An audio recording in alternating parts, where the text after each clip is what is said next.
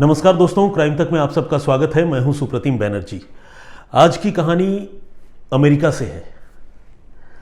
America की एक ऐसी मर्डर मिस्ट्री जो सुलझी बहुत अनोखे तरीके से, जिसके बारे में शायद अगर गेस करने के लिए किसी को कहा जाए तो कोई भी गेस नहीं कर पाएगा कि ये केस कैसे सुलझा होगा। लेकिन जब आप ये पूरी कहानी सुनेंगे तो आपको समझ में आएगा कि वाकई ये एक शॉकिंग स्टोरी है, न सिर्फ मर्डर की बल्कि इन्वेस्टिगेशन की और केस के सॉल्व हो जाने की भी। ये मामला है अमेरिका के मिनेसोटा स्टेट का। मिनेसोटा स्टेट में एक जगह है कार्वर काउंटी, और ये कार्वर काउंटी के कंट्री साइड इलाके में यानी ग्रामीण इलाके में एक घटना होती है। तारीख है 11 अप्रैल 2015 यानी 11 अप्रैल 2015 को। तो कार्वर काउंटी इलाके में एक बुजुर्ग किसान जिनकी उम्र 90 साल की थी, वो अपने घर में मृत पाए गए। उनका नाम था ओलेंडर, और ओलेंडर न सिर्फ अपने घर में मृत पाए गए बल्कि उनके हाथ पांव और मुंह में टेप बंधा हुआ था, डक्ट टेप, और सिर में एक गोली लगी हुई थी। जाहिर है इस हालात को देखकर कोई भी कह सकता है कि यह मामला मर्डर का था। तो पुलिस को इसके बारे में खबर मिली और वहाँ की पुलिस मौके पर पहुँची इस मामले की जांच करने के लिए। ये जो बुजुर्ग किसान थे ओलेंडर, वो अपने घर में अकेले रहते थे और इस उम्र में भी वो जी तोड़ मेहनत करते थे अपने फार्म हाउस में, अपने खेतों में, और रोज़ काम करते थे। तो उनकी जीवन शैली बिल्कुल अलग थी। और इस उम्र में जब इंसान रिटायर हो जाता है और कुछ करना नहीं चाहता, उस समय वो इतना एक्टिव लाइफ लीड करते थे कि आसपास के लोग उनको देखकर जो है इंस्पायर होते थे। और ऐसे एक बुजुर्ग इंसान की कोई हत्या कर देगा, ये सोचना भी उस पूरे इलाके के लोगों के लिए, बाशिंदों के लिए बड़ी अजीब और बड़ी तकलीफ वाली बात थी। तो खैर पुलिस वहाँ मौके पर पहुँची और पुलिस ने इस मामले की तफ्तीश शुरू की।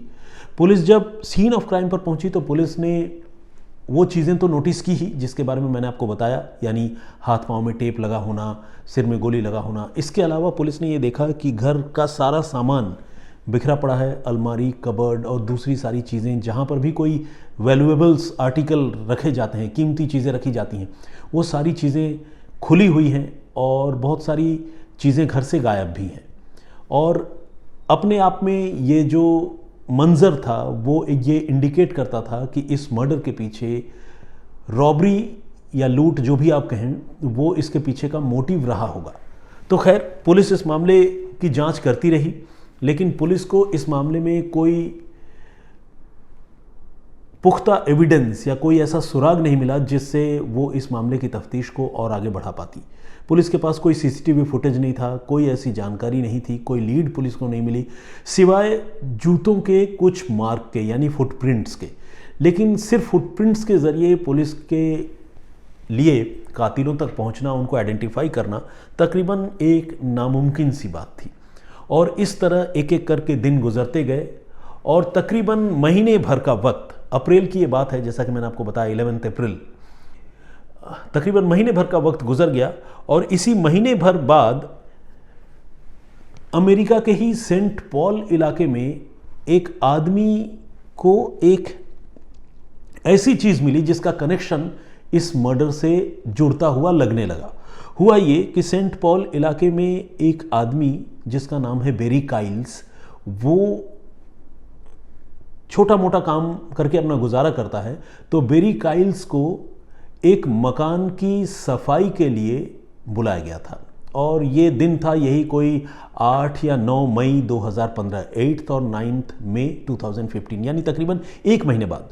और बेरी काइल्स जिस मकान में, जिस अपार्टमेंट की सफाई के लिए गया था, उस अपार्टमेंट की सफाई के दौरान उसे एक बाइबल हाथ लगा।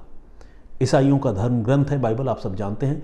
और ये बाइबल कोई मामूली बाइबल नहीं था, बल्कि इस बाइबल के अंदर बहुत सारे सेविंग बॉन्ड रखे हुए थे और ये सेविंग बॉन्ड ओलेंडर नाम के किसी शख्स के थे। घर की सफाई करते हुए जब बेरी काइल्स की नज़र इस बाइबल पर और बाइबल के अंदर रखे इन सेविंग बॉन्ड्स पर पड़ी तो उसे थोड़ी हैरानी हुई। उसे लगा कि यार इतने रुपयों का ये सेविंग बॉन्ड जो है बाइबल के अंदर यूं ही रखा हुआ है, और जो भी मकान मालिक है जिसने उसको साफ़ सफाई के लिए बुलाया है उसको खुद इन चीज़ों के बारे में जानकारी नहीं है, खबर नहीं है, ये कैसा मामला है। तो उसे थोड़ी हैरानी हुई। और जब उसे हैरानी हुई तो उसने गूगल में ओलेंडर के नाम से सर्च किया, और जब उसने सर्च किया तो उसकी हैरानी कई गुना और बढ़ गई जब उसे पता चला कि ओलेंडर नाम का ये आदमी जो है बेसिकली 90 साल का एक बुजुर्ग किसान है, जिसकी अब से कोई महीने भर पहले हत्या की जा चुकी है। ये देखकर गूगल में जब उसने ये जानकारी जुटाई तो वो हैरान भी हुआ और थोड़ा घबराया भी, और उसने फ़ौरन शरीफ को यानी वहाँ की लोकल पुलिस को फ़ोन करके इसके बारे में जानकारी दी और बताया कि उसके पास एक 100 साल पुराना बाइबल है जिसमें उसके प्रिंटिंग की तारीख लिखी हुई है, और उस बाइबल में ओलेंडर नाम के किसी शख्स के जो है सेविंग बॉन्ड मौजूद है। और उसने ये भी बताया कि आप लोग ओलेंडर का जो मर्डर हुआ था उस मामले को इन्वेस्टिगेट कर रहे हैं, तो काइंडली आप ये चेक करके देखिए कि कहीं इसका उस ओलेंडर से जिनकी हत्या हुई है उनसे कोई सीधा कनेक्शन तो नहीं है। ये बात सुनते ही पुलिस भी जो है वो भी बिल्कुल हाई अलर्ट पर आ गई। उसे लगा कि अरे ये तो बहुत बड़ा एविडेंस या क्लू इस मामले का साबित हो सकता है। पुलिस ने बिना देर किए हुए बेरी काइल्स को कांटेक्ट किया, उससे पूछताछ की और उससे पूरे घटनाक्रम को समझा। बेरी काइल्स ने बताया कि सेंट पॉल इलाके के एक मकान में मुझे साफ़ सफाई के लिए बुलाया गया था और उसी वक्त मैंने वो बाइबल देखी थी, और उस बाइबल को देखने के बाद मैंने आप लोगों को फ़ोन करके ये जानकारी दी। तो बेरी काइल्स का रोल इतना ही था। अब पुलिस को इसके आगे की बात पता करनी थी। पुलिस ने ये पूछा कि तुमने किस मकान में सफाई के लिए तुम गए थे, उस मकान का मालिक कौन है, उसकी पहचान बताओ। तो बेरी काइल्स ने वो सारी जानकारी, वो डिटेल भी जो है वहाँ की पुलिस को दी। और फिर जो अमेरिका की पुलिस है मिनेसोटा स्टेट की, उसने फिर सेंट पॉल इलाके के उस मकान में जाकर पूछताछ करने का फैसला किया। और पुलिस जब वहाँ पहुँची और पुलिस ने जब उस मकान में मौजूद शख्स को इंटरसेप्ट किया तो उसने जो है ये कहा कि ये बाइबल उसके मकान में था ज़रूर, उसके पास है ज़रूर, लेकिन ये बाइबल उसका नहीं है, बल्कि उसका एक दोस्त जो अब मेक्सिको शिफ्ट हो चुका है, उसने ये बाइबल उसे रखने के लिए दी थी और फिर वो यहाँ से मेक्सिको चला गया। ये आदमी जो उस अपार्टमेंट का ओनर था, जिसने बेरी काइल्स को भी साफ़ सफाई के लिए बुलाया था, उसका नाम है एडसन बेनिट्स। तो ये जो एडसन बेनिट्स है उसने पुलिस को ये बात बताई कि बाइबल उसके पास है ज़रूर, लेकिन बाइबल उसका नहीं बल्कि उसके एक दोस्त का है जो मेक्सिको चला गया है। असल में ये बाइबल जो है सिर्फ ऐसा नहीं है कि इसका रिलेशन ओलेंडर से था या उसके परिवार से था। इस बाइबल की खूबी या खासियत ये भी थी कि ये बाइबल तकरीबन 100 साल पुरानी थी, और ये बाइबल अमेरिका में नहीं बल्कि नॉर्वे में प्रिंट की गई बाइबल थी, और इसका एक ख़ास मुकाम था। और इस बाइबल को ओलेंडर परिवार जो है अपनी एक विरासत के तौर पर रखता था, और इसी बाइबल में ओलेंडर के वो सेविंग बॉन्ड्स भी थे जो बेरी काइल्स ने उस मकान की साफ़ सफाई के वक्त देखे थे। और अब पुलिस को इन सारे एविडेंस के साथ एडसन बेनिट्स से पूछताछ करनी थी। बेनिट्स ने शुरू में पुलिस को ये कहानी बताई जो मैंने आपको ऑलरेडी बता दी कि उसका दोस्त था वो मेक्सिको चला गया है, लेकिन पुलिस ने जब उससे उस दोस्त के बारे में और जानकारी पूछी, पुलिस ने जब उसको ग्रिल किया तो वो जो है बगले झांकने लगा। उसको समझ में नहीं आया कि वो आगे क्या जवाब दे, और तब पुलिस ने एक तरह से उसको कॉर्नर्ड किया, उसको शिकंजे में लिया, और जब उसे सख्ती से पूछताछ की तो उसने इस बाइबल को हासिल करने की पूरी कहानी पुलिस को बताई। लेकिन उसने पुलिस को यह कहा कि कत्ल हुआ ज़रूर, कत्ल के वक्त वो था ज़रूर, सब कुछ है, बाइबल उसके पास है ज़रूर, लेकिन वो कत्ल इसने नहीं किया है। पुलिस ने कहा ठीक है, तुम पूरी कहानी बताओ, तुम इस मामले में दोषी हो नहीं हो वो हम तय करेंगे और हमारे बाद कोर्ट तय करेगी, लेकिन तुम पूरी कहानी बताओ कि ये बाइबल तुम्हें कहाँ से मिली, और ओलेंडर का कत्ल अगर तुमने नहीं किया तो किसने किया और क्यों किया। इस पर एडसन बेनिट्स नाम का वो आदमी उसने पुलिस को पूरी कहानी सुनाई। उसने पुलिस को ये बताया कि उसका एक दोस्त है जिसका नाम है रिनोल वेरगारा, और ये रिनोल वेरगारा बेसिकली पेशे से एक पेंटर है। वो अलग अलग मकानों, दुकानों, जहाँ पर भी उसे कॉन्ट्रैक्ट मिलता है वहाँ जाकर वो पेंटिंग का काम किया करता है। और रिनोल वेरगारा जो उसका दोस्त है एडसन का, उसने एक बार एडसन को ये बताया कि वो मिनेसोटा स्टेट के कार्वर काउंटी के कंट्री साइड इलाके में एक ऐसे बुज़ुर्ग इंसान को जानता है जिसके पास काफ़ी मोटी रकम है, काफ़ी दौलत है, पुश्तैनी दौलत भी है, और उसने अपनी मेहनत से भी बहुत सारे पैसे कमाए हैं, और ये सारा पैसा जो है वो उसके उसी मकान में, ग्रामीण इलाके में उसका जो मकान है वहाँ पर है, और वो अकेला रहता है। तो वो एक सॉफ्ट टारगेट हो सकता है जिसको टारगेट करके वो उसके रुपए पैसे लूट सकते हैं, छीन सकते हैं। एडिसन जो है वो, उसका कहना था कि वो इस काम के लिए राज़ी नहीं था, लेकिन चूंकि उसका दोस्त रिनोल वेरगारा लगातार इस बात के लिए उसे इंसिस्ट कर रहा था, दबाव दे रहा था, तो वो अपने दोस्त के साथ 11 अप्रैल को चला गया था उसी कार्वर काउंटी में ओलेंडर नाम के उस बुज़ुर्ग किसान के घर। और उसने बताया कि मैं और वेरगारा जब उस बुज़ुर्ग किसान के घर गए तो फिर वेरगारा ने सबसे पहले डक्ट टेप से बुज़ुर्ग किसान के हाथ पैर और मुंह जो है वो सख्ती से बांध दिए, टेप चिपका दिया जिससे वो कोई आवाज़ न कर सके। इसके बाद एडिसन की मदद से वेरगारा ने पूरे घर में लूटपाट की, सारी कीमती चीज़ें, रुपए पैसे, जेवरात जो भी थे वो सारी चीज़ें उन दोनों ने अपने कब्ज़े में ली, भरे। और उसके बाद जाते जाते वेरगारा ने पहले उस बुज़ुर्ग ओलेंडर को, उस किसान को जो ज़मीन पर गिरा हुआ था अपने ही घर में, जिसके हाथ पैर में टेप बंधा हुआ था, उसे कहा कि अब तुम इस दुनिया से जाने वाले हो, मैं तुम्हें गोली मारने वाला हूँ। और इसके बाद जब तक कि वो गिड़गिड़ाता रहा और मना करता रहा, हालांकि उसके एक्सप्रेशन जो है वो सिर्फ चेहरे पर, आंखों से ही पता चल रहे थे, क्योंकि हाथ पांव भी बंधे हुए थे, मुंह भी बंद था, तो गिड़गिड़ाने का उसका जो अंदाज़ है आप समझ सकते हैं कैसा रहा होगा।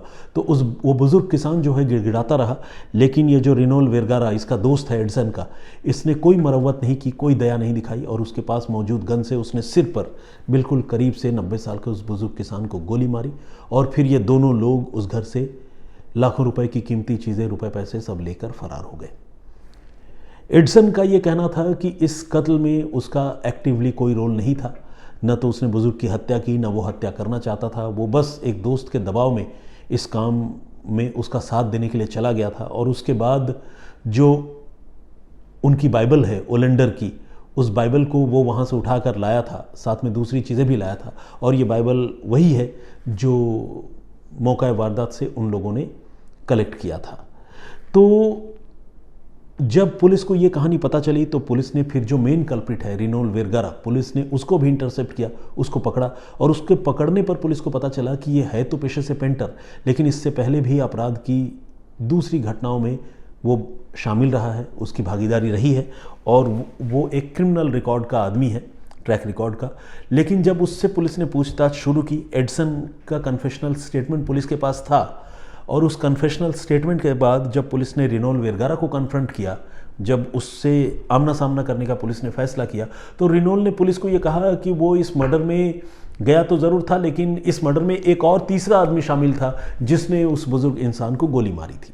तो कहने का मतलब ये कि रिनोल ने कहानी को एक और मोड़ देने की और अपने आप को बचाने की कोशिश की, लेकिन पुलिस ने जब उसके इस क्लेम को वेरीफाई किया तो पता चला कि उस दिन 11 अप्रैल 2015 को कोई भी तीसरा आदमी वहाँ मौका वारदात पर नहीं था, बल्कि इन्हीं दो लोगों ने मिलकर उस बुजुर्ग किसान के घर पर धावा बोला था और उनकी हत्या की थी। तो इसीलिए रिनोल का जो क्लेम था, वो क्लेम जो है वो आउटराइट तरीके से रिजेक्ट हो गया। अब पुलिस के पास एविडेंस के तौर पर ओलेंडर के घर से, बुजुर्ग किसान के घर से लूटी गई कीमती चीज़ें, बाइबल जिसका मैंने जिक्र किया, उसमें रखे हुए सेविंग बॉन्ड्स, ये सारी चीज़ें तो थी ही जो इनके कब्ज़े से पुलिस ने बरामद किए। साथ ही इनके मोबाइल फ़ोन की लोकेशन उसी मौका वारदात पर पुलिस को मिली, जो इस थ्योरी को, पुलिस के इन्वेस्टिगेशन को सब्सटैंशिएट कर रही थी, सपोर्ट कर रही थी, यानी ये जता रही थी, साबित कर रही थी कि हाँ, इन दोनों का प्रेजेंस उस पर्टिकुलर तारीख में उस घर के पास था। ये भी एक एविडेंस था। इसके अलावा जो जूतों के निशान, जिसके बारे में मैंने सबसे पहले जिक्र किया था, वो जूतों के निशान जो पुलिस ने कलेक्ट किए थे, ठीक उसी तरह के जूते रिनोल वेरगारा और एडिसन के पास से भी पुलिस ने बरामद किए। और इस तरह से एक एक कड़ी जोड़कर पुलिस ने इस मामले को कामयाबी से इन्वेस्टिगेट किया और उन दो गुनहगारों को वो गिरफ्तार करने में कामयाब रही, जिन लोगों ने एक बुजुर्ग किसान की, बेकसूर बुजुर्ग किसान की हत्या कर दी थी। और देखिए, इसे ऊपर वाले का खेल कहें, इत्तेफाक कहें, जो कहें, इस केस के सॉल्व होने का जरिया जो है 100 साल पुरानी बाइबल बनी, जो अपने आप में एक अजीब बात है। अमेरिका में बहुत सारे लोग इस केस को लेकर अब चर्चा करते हैं और उनको ये लगता है कि शायद ये वो बाइबल ही था जिसकी चमत्कारिक शक्ति की बदौलत एक ऐसा मामला जिसमें कोई क्लू पुलिस के पास नहीं था, वो मामला अचानक महीने भर के अंतराल में वो केस सुलझ गया। तो जो धार्मिक लोग हैं या जो इस तरह से सोचते हैं कि कहीं ना कहीं इंसान को उसके किए की सज़ा इसी दुनिया में या इसी ज़िंदगी में मिलती है और ऊपर वाला सब कुछ देखता है, वो इसे बाइबल से रिलेट करके और बाइबल के चमत्कार से रिलेट करके देखते हैं। हालांकि बहुत सारे ऐसे भी लोग हैं जो इसे एक इत्तेफाक मानते हैं, बाइबल नहीं तो शायद कोई और चीज़ होती जो इस केस के सॉल्व होने का ज़रिया बनती। ऐसे भी बहुत सारे लोग हैं जिनका ये थॉट है, जिनका ये पॉइंट ऑफ व्यू है। बहरहाल ये केस सॉल्व हो गया और पुलिस ने इस तरह से न सिर्फ उन्हें महीने भर के अंदर गिरफ्तार कर लिया, बल्कि अमेरिका की स्पीडी जुडिशियल सिस्टम का कमाल ये है कि 1 साल गुजरते गुजरते यानी 2016 आते आते कोर्ट ने इन दोनों गुनहगारों को उनके किए की सज़ा भी सुना दी। सारे सबूत पुलिस ने कोर्ट में फर्निश कर दिए थे, जो भी गवाह थे पुलिस ने उन्हें भी पेश कर दिया था और इन सारी चीज़ों को देखते हुए कोर्ट ने इन दोनों लोगों को, एडसन को और वेरगारा को, इस मामले में गुनहगार करार दिया और उन्हें 37 साल 37 ईयर्स कैद की सज़ा सुनाई, जो अपने आप में एक बहुत बड़ी बात है। 37 साल किसी की ज़िंदगी में बहुत बड़ी चीज़ होती है और 37 साल बाद जब ये लोग निकलेंगे, जाहिर है तब ये पूरी तरह बूढ़े हो चुके होंगे, लाचार हो चुके होंगे। पता नहीं 37 साल वो सलाखों के पीछे रह भी पाएँ या उससे पहले ही इनकी ज़िंदगी ख़त्म हो जाए, ये भी कोई नहीं जानता। लेकिन पुलिस के इस इन्वेस्टिगेशन, उस बाइबल वाले इत्तेफाक और इन्वेस्टिगेशन के बाद वहाँ के कोर्ट के स्पीडी जस्टिस डिलीवर करने की ये जो प्रक्रिया है, इन चीज़ों की दाद तो देनी पड़ेगी, इन चीज़ों की तारीफ तो करनी पड़ेगी। तो आज की कहानी यहीं तक। आई होप आपको ये कहानी, ये वाकया जो है वो सुनने में अच्छा लगा होगा। हालांकि अपने आप में ये पूरी घटना बड़ी दुखद है, लेकिन फिर भी जिस तरह से मामले को पुलिस ने इन्वेस्टिगेट किया, जिस तरह से बाइबल का वो इत्तेफाक बना और जिस तरह से इन गुनहगारों को 37 साल की सज़ा हुई, ये सब जानना एक सुखद अनुभूति ज़रूर है। क्योंकि जब किसी गुनहगार को सज़ा होती है तो ऑब्वियसली कोई भी जो लॉ अबाइडिंग सिटीज़न होता है, जिसे कायदे कानून पर भरोसा है, उसे थोड़ा सुकून तो मिलता ही है। बहरहाल कल जो मैंने आप लोगों को कहानी सुनाई थी, आइए उस कहानी के बारे में बातचीत करते हैं। कल हमने बताया था कि किस तरह से आर्टिफिशियल इंटेलिजेंस के एक चैटबॉट से बात करके एक शख्स ने बेल्जियम में अपनी जान दे दी। उस कहानी को अगर आप लोगों ने नहीं सुना है तो मैं आपसे रिक्वेस्ट करूंगा कि प्लीज़ आप उस कहानी को जाकर ज़रूर सुनिए। आपको क्राइम तक के वीडियो सेक्शन में वो कहानी एक रोज़ पहले दिख जाएगी। वो कहानी अपने आप में बहुत अजीब है। ऐसी घटनाएं आमतौर पर सुनने को नहीं मिलती हैं और आज की तारीख में जब साइंस और टेक्नोलॉजी ने इतनी तरक्की कर ली है तो उस घटना को साइंस और टेक्नोलॉजी के बाई प्रोडक्ट के तौर पर देखा जा सकता है। नीरू पालिया जी ने कमेंट किया है उस प्रीवियस स्टोरी में। उन्होंने लिखा है कि वो एक टीचर हैं और डे टू डे स्ट्रगल करती हैं अपने काम में, बच्चों को सिखाने में स्कूल में। और उन्होंने लिखा है artificial intelligence can never replace natural human intelligence. बिल्कुल, इसमें कोई दो राय नहीं है। मैंने भी इस बात का जिक्र किया था, ह्यूमन इंटेलिजेंस और ह्यूमन विजडम जो है उसको आर्टिफिशियल इंटेलिजेंस जो है कभी रिप्लेस नहीं कर सकता, उसकी जगह नहीं ले सकता। मामूनी बोरगोहा का भी कमेंट आया है। इन्होंने कहा है कि जिस तरह से मैंने वो स्टोरी एक्सप्लेन की वो उन्हें सुनने में काफ़ी अच्छी लगी। नंदिता हमारी व्यूअर हैं, उन्होंने भी एक्सप्लेन करने के तौर तरीके की तारीफ़ की है। बहुत मैं शुक्रगुजार हूँ नंदिता आपका भी। शंकर राव आसोडा जी का कमेंट है और इन्होंने लिखा है कि thanks for telling the crime stories, god bless you always, take care. Thank you very much Rekha Bhatt ji. और इन्होंने ये लिखा है कि विवेक से काम नहीं लेने वाले लोग दुखी होते हैं। सुप्रतिम, जय हिंद जय भारत। बिल्कुल आपने सही कहा कि इंसान को कभी भी अपने विवेक को खोना नहीं चाहिए और उसके बगैर काम नहीं लेना चाहिए, क्योंकि विवेकहीन मनुष्य जो है वो पशु के समान होता है, ऐसा कहा जाता है। तो इसीलिए विवेक बहुत ज़रूरी है। प्रदीप भाम्बू जी हमारे दर्शक हैं, रेगुलर कमेंट करते हैं। मनीष कुमार मांडवी जी ने भी कमेंट किया है। रूपा चट्टोपाध्याय, इन्फॉर्मेटिव इन्फॉर्मेशन सर, उन्होंने लिखा है, थम्सअप बनाया है। उमा शर्मा जी, ये मेरी बहन है बेंगलुरु में, ये रेगुलर कमेंट करती हैं और ये बहन भी इसी क्राइम तक के फोरम की बदौलत मुझे मिली है। उमा रोज़ लिखती हैं कि वो अपने आप को मेरी बहन कहलाकर बहुत अच्छा और प्राउड फील करती हैं। तो मैं रेसिप्रोकेट करना चाहता हूँ और मैं बताना चाहता हूँ कि मुझे भी ये उतना ही अच्छा लगता है जितने वार्मथ के साथ और जितने प्यार के साथ आप मुझे जो है भाई कहकर पुकारती हैं। Thank you very much Uma. Ali Imran ji का भी कमेंट आया, बहुत स्वागत आपका। परूप शिष्टा जी जर्मनी से हमें देखते हैं। रिजवान परवीन, इन्होंने लिखा है बहुत अच्छी जानकारी दी आपने। रनीत कुमार भारती जी का कमेंट आया है। आशा आयशा अख्तर जी का कमेंट है, मरियम मोहम्मद जी रेगुलर कमेंट करती हैं, मौलाना निसार अहमद नागपुरी साहब, राजू सिंह जी का कमेंट है, विजेंद्र सिंह जी, मिस्टर सैफ बाबू इन्होंने भी बात रखी है अपनी, अर्जुन सापकोटा ये मेरे ख्याल से जर्मनी से हैं जहाँ तक मुझे याद आ रहा है, गुरप्रीत सिंह जी हमारे दर्शक हैं, उन्होंने लुधियाना पंजाब से कमेंट किया है और उन्होंने लिखा है कि शॉकिंग एंड सैड स्टोरी। इस जो प्रीवियस स्टोरी मैंने आप सबको सुनाई थी उसके बारे में उन्होंने कहा। सनशाइन के नाम से एक आईडी है, उन्होंने लिखा है इसे बोलते हैं अनकंट्रोल ब्रेन, यानी शिक्षा की कमी। शिक्षा की कमी तो मैं नहीं कहूँगा, शिक्षा तो शिक्षित तो वो लोग थे ज़रूर, लेकिन अनकंट्रोल ब्रेन मैं इस सेंस में कह सकता हूँ कि आर्टिफिशियल इंटेलिजेंस जो है एक वाकई ऐसा टेक्निक है जिसको अगर कायदे से यूज़ न किया जाए तो वो आउट ऑफ कंट्रोल हो जाता है, जिसका ये इंस्टांस इस स्टोरी में दिखा है। संतोष गुश्ता जी का भी कमेंट आया है, बहुत बहुत स्वागत आपका। और घनश्याम साव जी इन्होंने बांग्ला में कमेंट किया है, दादा खूब भालो लागचे, इन्होंने ऐसा लिखा है।